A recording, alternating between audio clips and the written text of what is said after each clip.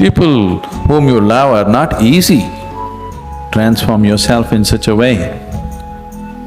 Being in your presence, unknowingly, their cup will turn around.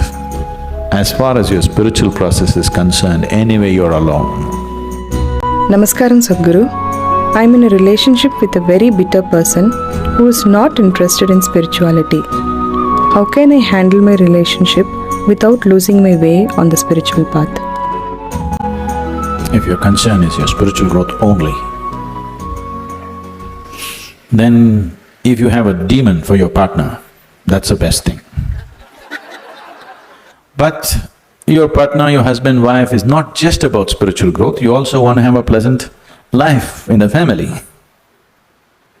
Then you have to choose someone whom you like, but any human being on the planet, there is something that you don't like about them, isn't it so? So you use that part of it for your spiritual growth, and the rest of it you enjoy. Just as life.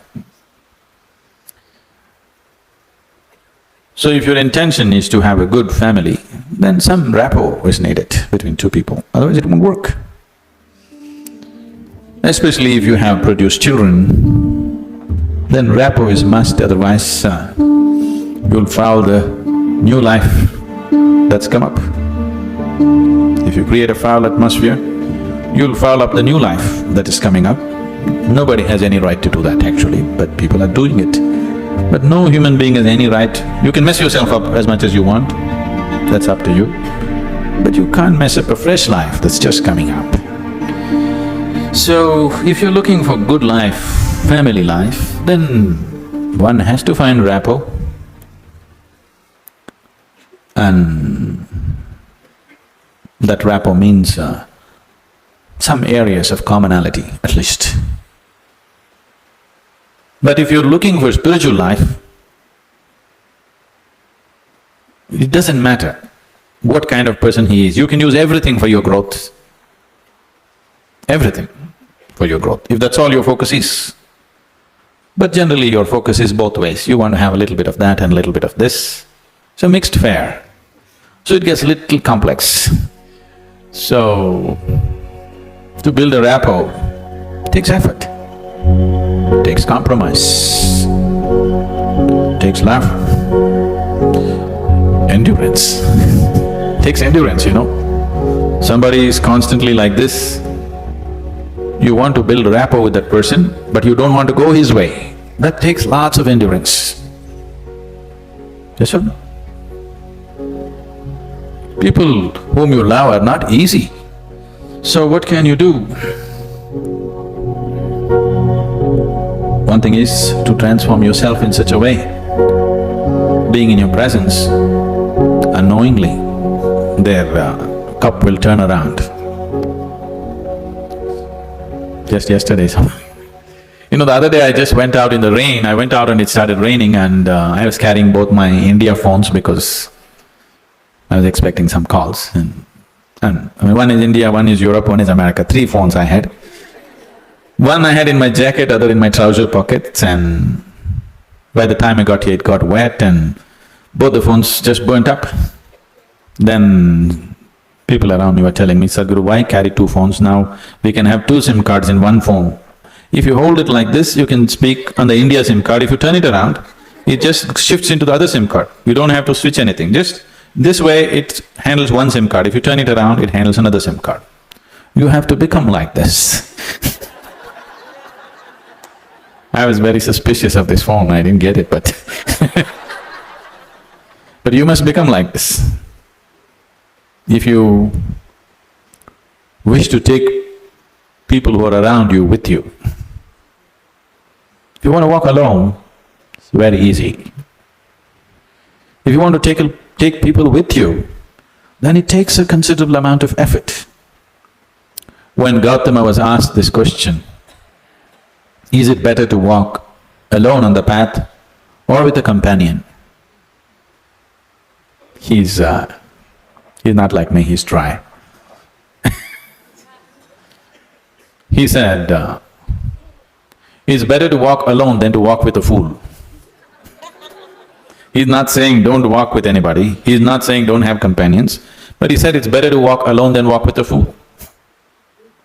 Because they can drain you, they can take such a lot of energy and time, and you don't know, they may be stronger than you and they may take you their way than you taking them your way. There's every possibility, yes? So, I won't say what Gautama said. All I'm saying is, it doesn't matter how you walk, as far as your spiritual process is concerned, anyway you're alone. Nobody's with you. It's only the bodily process, the material process of life, which you can share with people. You come alone and you go alone, isn't it? Even if you have a twin brother or a twin sister, you still come alone and go alone, isn't it so? So when it comes to the spirit, anyway, you walk alone. So don't mix that up. So that part of it you handle well.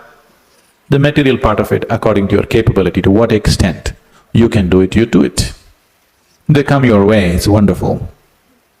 If they don't, it's all right, don't grudge them. It's just that you don't have to go that way. Maybe someday, when the doctor tells you your liver is in a bad state, he may seek divine, you know. Yes. Have you seen people who are walking in the morning? Not everybody, there are certain type of people, these are all over 50, 55 age group people. They have become lean and they're walking briskly every day, religiously they are there. These are all people who generally had a cardiac problem. They almost died. Then their doctor told them, either you do this or you're gone. Now their walking is like a religion. Not Sunday morning, every morning. Have you seen those people? Suddenly they transform, they eat properly, they do everything properly because the fear of life and death has come. So different people need different kinds of impetus. If you're sensible, you learn by just looking. If you're not sensible, you learn by thrashing. Life will thrash you. The material part of your life is never 100% proper. It never can be, isn't it so? Is there any family which is a perfect family? Is there any relationship which is a perfect relationship? Is there any business which is a perfect business? Is there any career which is a perfect career? There is no such thing, don't seek that. Your life will become wasteful and fanciful if you seek such things. They all happen to the extent you're capable of handling them, that's all. So, you make sure the spiritual part of your life, you handle it 100% properly.